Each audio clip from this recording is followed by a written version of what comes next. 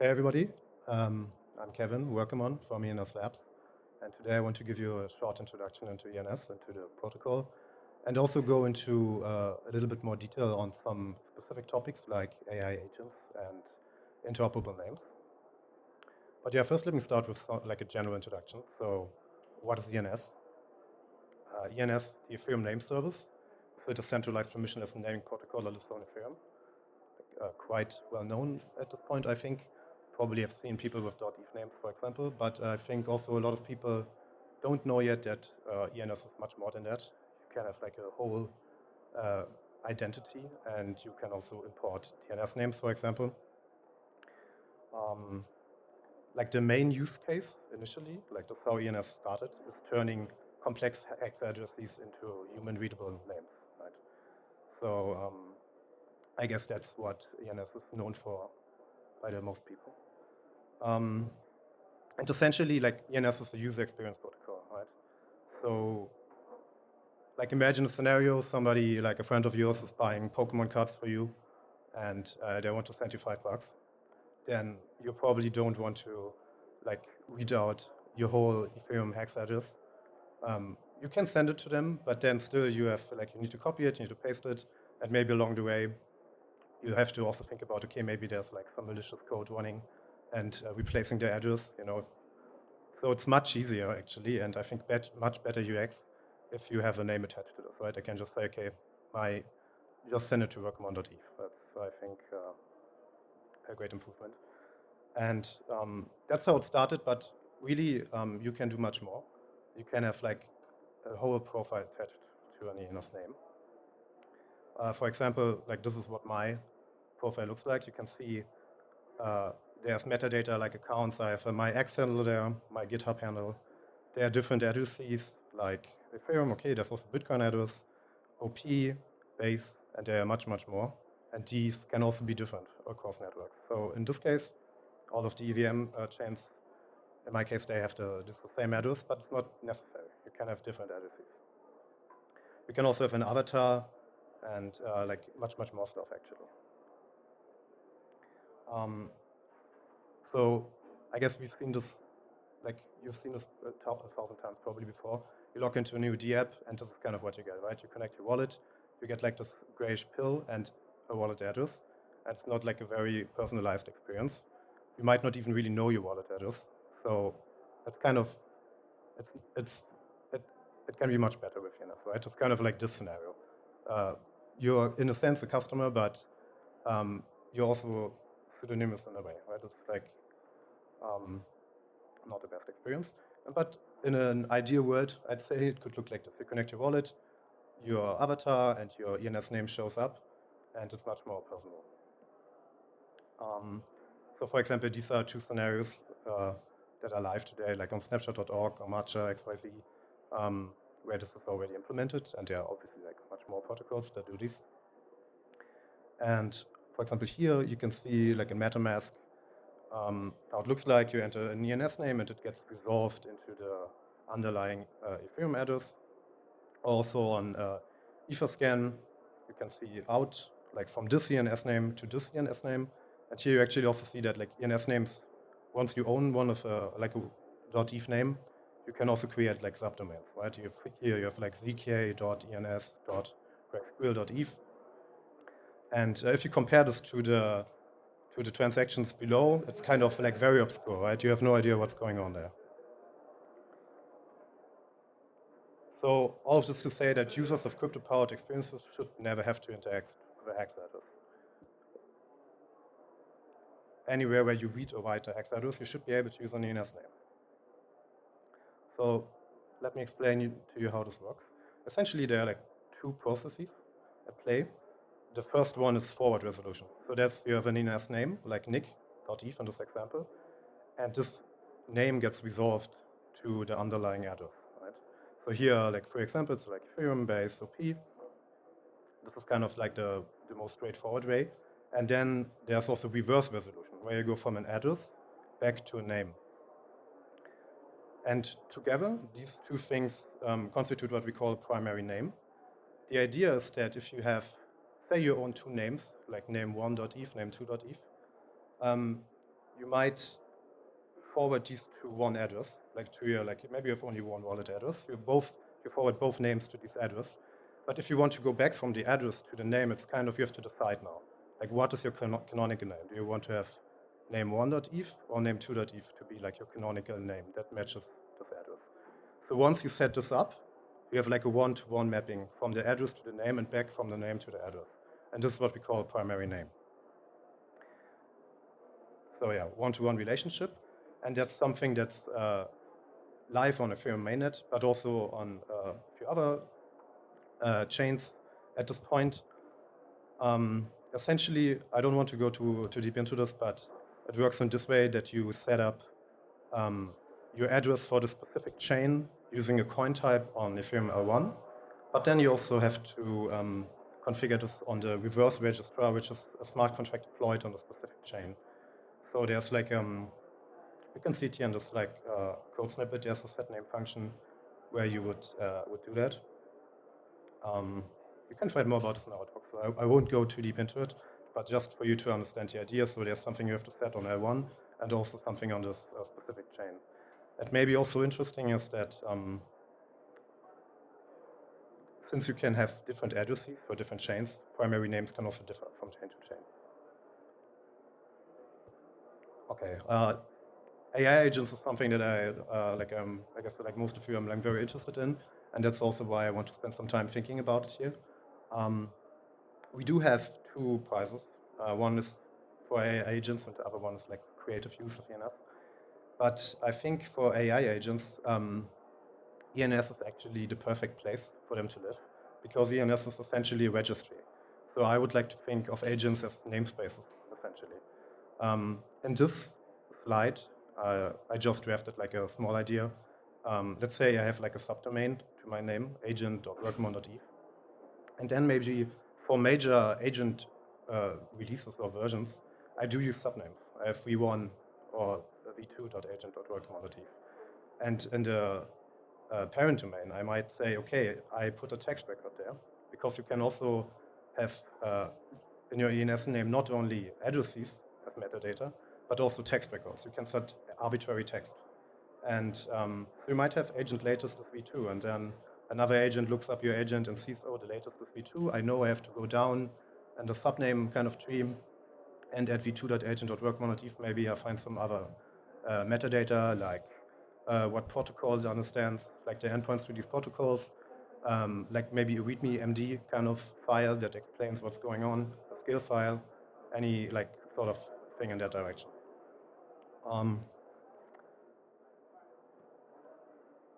Yeah, so agent metadata can be stored in your ENS name.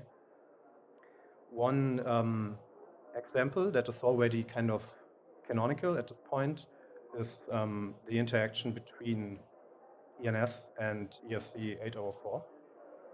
If you have used 804, you might know that essentially you have this registry, like identity registry, and for that you create this registration, and at the same time you also upload an agent registration file, which is essentially like a JSON file with some information.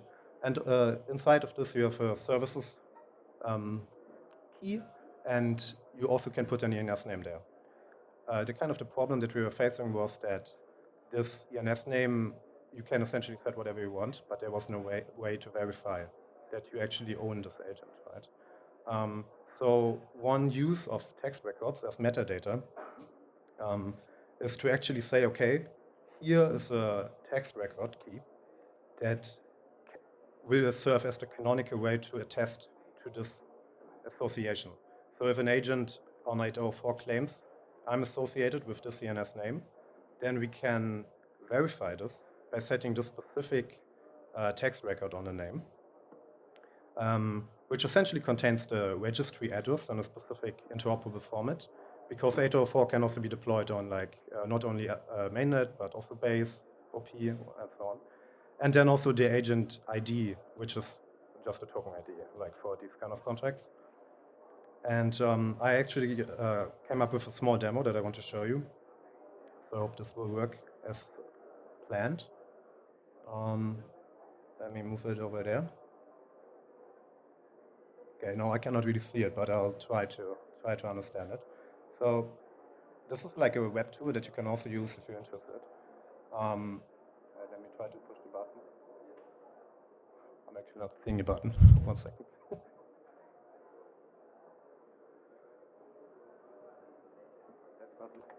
That's not working. One second.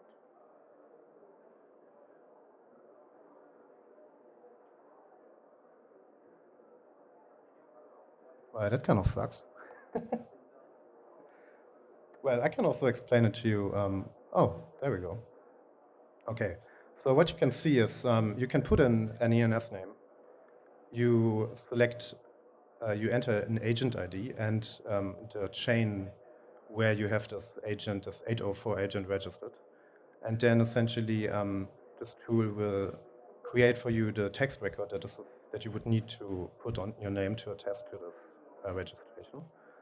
And it will also tell you if this is actually verified. So in this scenario, the verification loop is closed, which means the token ID, like the agent behind this token ID in 804, has an ENS service set with this exact name. And also the ENS name has the text record that matches this. So it's kind of like a closed loop, right? So there can be different scenarios. For example, the 804 agent attests to some ENS name, but the ENS name doesn't know anything about that. So in this case, it would be like one-sided.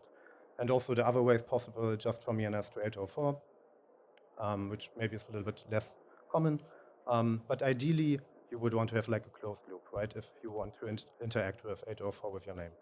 So I think like this is just to show you how you could use these text records in a practical way, right?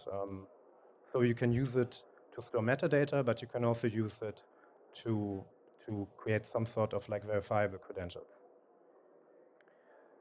Okay, let me try to turn to the slides.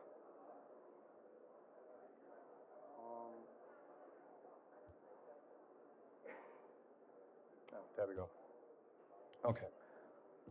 So, before I forget it. So I think like AI agents in general, AI is like very, very popular right now, very hyped.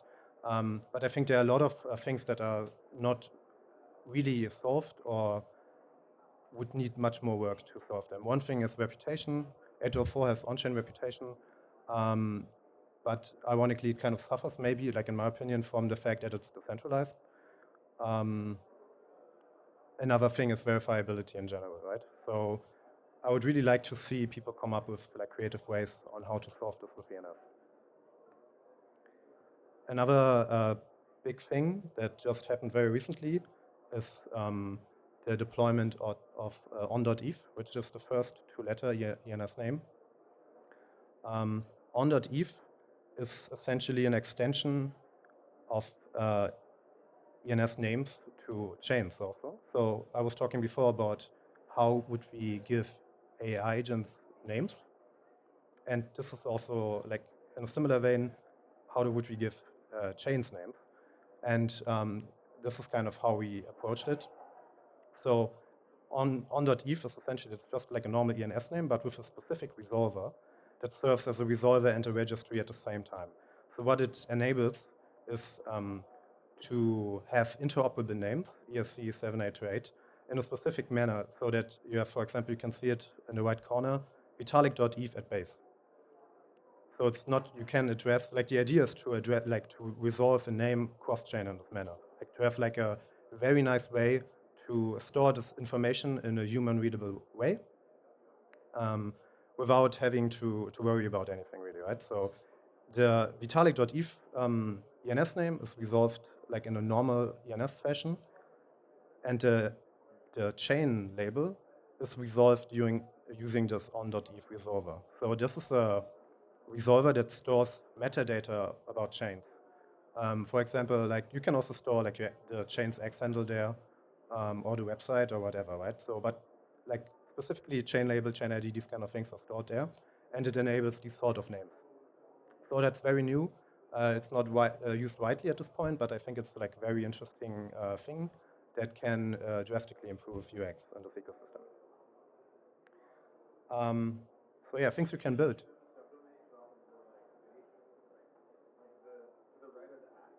Yeah. You can use any ENS name.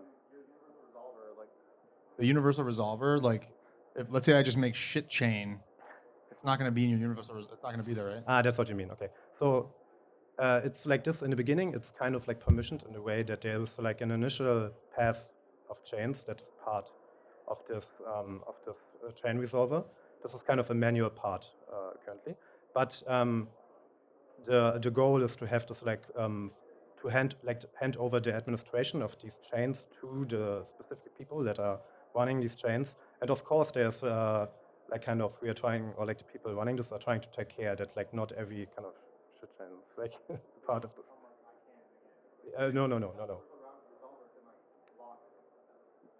Block? No.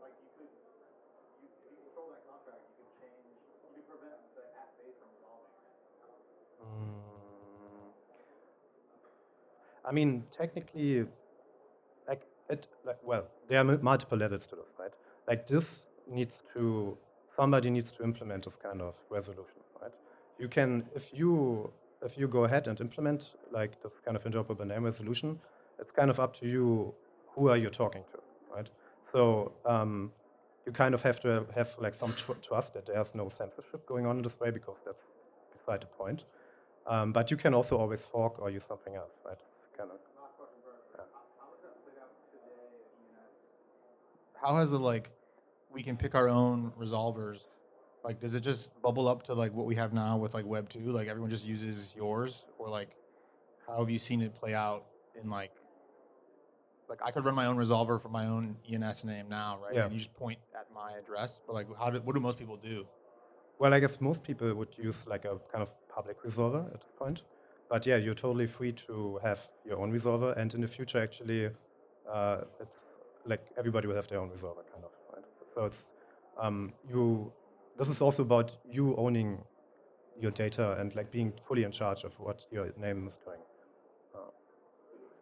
Can you wait for questions maybe like until the end? Okay, let's be quick. Fix you can build. AI agents, I talked about it. These are kind of the features that maybe are interesting for you. Usernames in general, text records, as we have seen. Subnames also to have like some hierarchy, versioning, whatever.